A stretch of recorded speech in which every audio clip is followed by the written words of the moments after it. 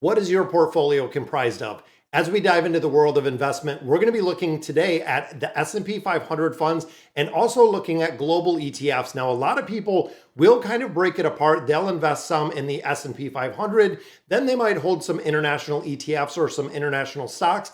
But what really does come out on top, and I'm going to show you through a little bit of analysis why exactly I invest how I do. Now, when it comes to building that successful investment portfolio, one of the most critical decisions that you have is how do you invest the money that you have? Are you putting it in ETFs? Are you going for stocks? Are you doing cryptocurrencies? Are you buying long, shorts? There's a ton of things that you can do. For me personally, most of you know if you follow my channel, I invest in ETFs and only in ETFs. Now, a lot of investors really do struggle with the two options and what is right for you. There are advantages, there are disadvantages that you can come across. When you start looking at just the S&P 500, you have exposure to the US markets, which is considered one of the most developed and the most stable market in the world. On the other hand, when you start looking at global ETFs, having a more diversified portfolio that is not just based in the United States only, which crosses a variety of regions and asset classes, could also be appealing to a lot of other people. The dilemma is further complicated by the fact that both options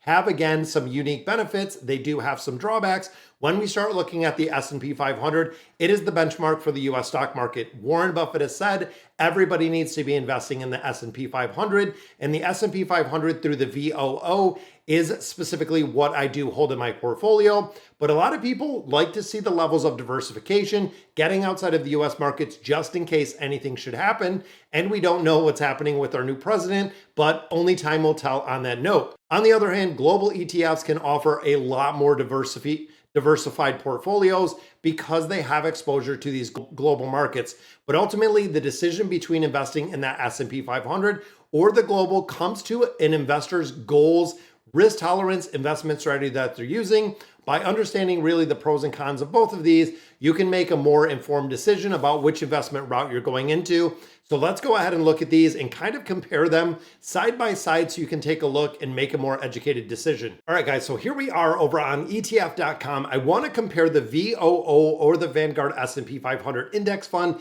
to the VT, which is the Vanguard Total World Stock ETF. That is right, you can invest into an ETF that is the entire world stock market. It is everything that we have that you can invest in rolled into one ETF. Now, looking at the overview of this, I want to do a side-by-side comparison, looking at really the issuer we know as Vanguard. Expense ratio with the VT is double what we see with the Vanguard S&P 500 fund. And overall, the assets are about $500 billion more with the VOO in comparison to the VT. Even looking at the daily volume that we're seeing, 2.25 billion versus 140 million. So not a lot of money into this ETF that is the global fund or the world stock, and not seeing a lot that is really following it. The big difference that we see right here is the holdings. When we start thinking about the US companies, we are holding 506 companies. When we start looking at the world stock is almost 10,000 different stocks together, which again is pretty impressive. When you start thinking of investing on an international scale, investing outside of the US markets, we have almost 10,000 companies or 10,000 holdings that are publicly traded that we do have access to within this world stock ETF. And again, it's kind of crazy to think that one ETF you can invest in everything. But how does it match up comparison wise? When we start thinking of the US markets, a majority of the markets within the United States do make up the global market itself. I believe we're roughly 50% of the global market itself. So even putting something into the VT is going to have a majority of your money still based and really invested into those US companies. But then we get into the performance. So looking at the last 12 months, we're starting here on November 23rd, going all the way to November 20th of 2024. So in the past year, you can see the VOO performing 30.43%. Well, the VT is at 22.09. So the global markets are actually severely underperforming, still growing pretty well, but are definitely underperforming what we're seeing in the US markets. And you can see that is about an 8%, just north of an 8% difference when it comes to these funds themselves.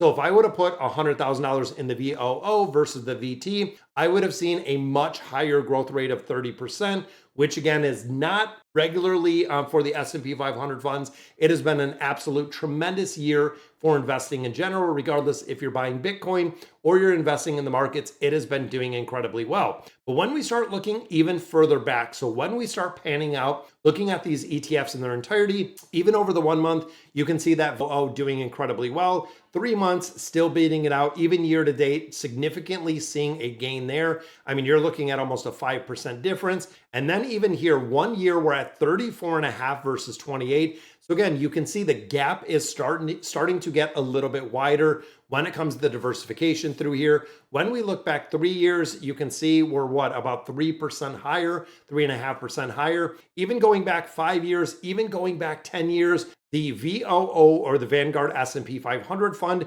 has outperformed this over the last decade. And when you start thinking about the compounding of building this, the S&P 500 has yielded 13% over the last decade. That is crazy. And it continues to bring up the average when it comes to investing in all of those large cap companies. And this, of course, is a big push from artificial intelligence and really the rise of AI that we're seeing right now. And in the global markets, again, it is lagging a little bit behind. You're looking at about a 4% differentiator there between these funds themselves.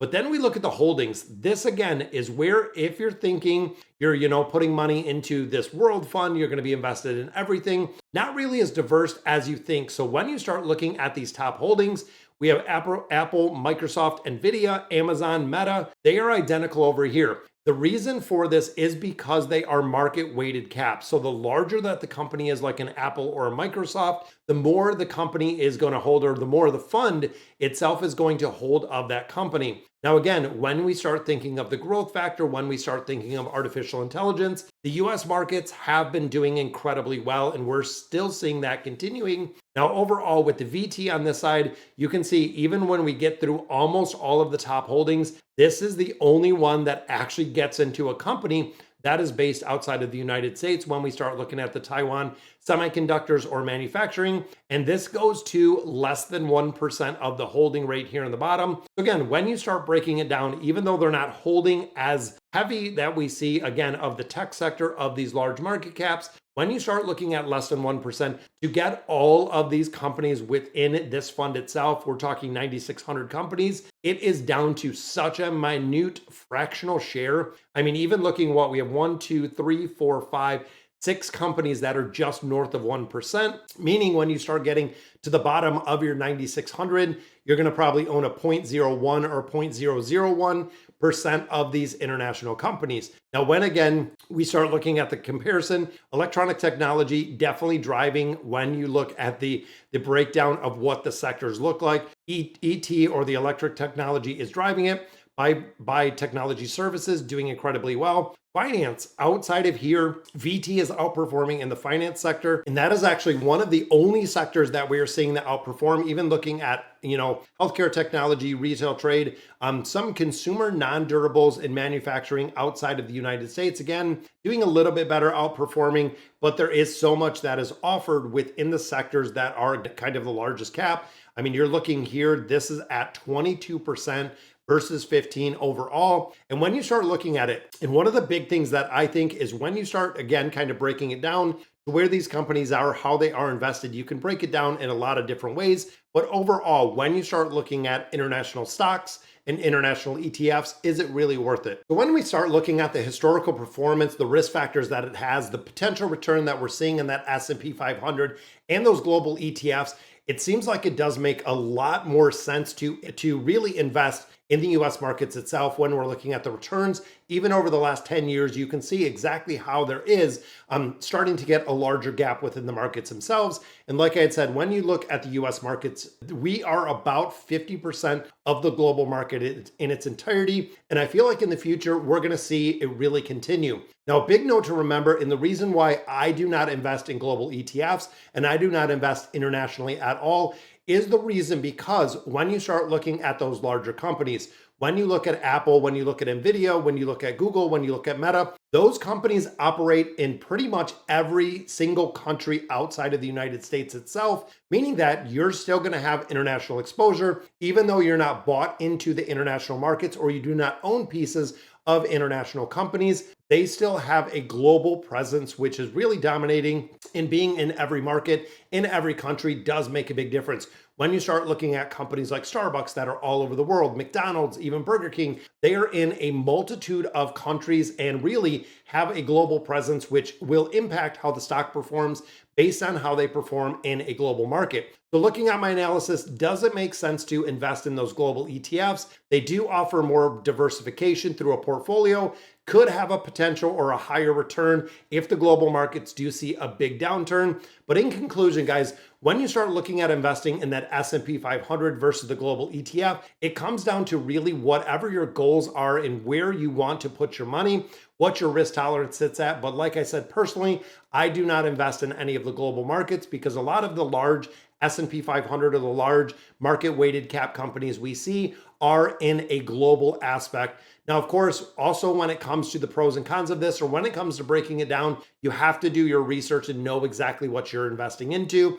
There is no point in time that I want to research 9,600 companies. Sure, I'll go ahead and do my research on the top 10 companies, really being a lot more in tune with them and knowing exactly what they have to offer to an investor and what they're coming up with on a global site. So guys, that is going to do it for today's video. Let me know in the comments which investment you prefer if you're investing in the S&P 500, if you're looking at international or global markets, and exactly how it's working out for you. And of course, if you want to learn more about my investment strategies, things that we're talking about, definitely subscribe to the channel, and I'll catch you in the next video.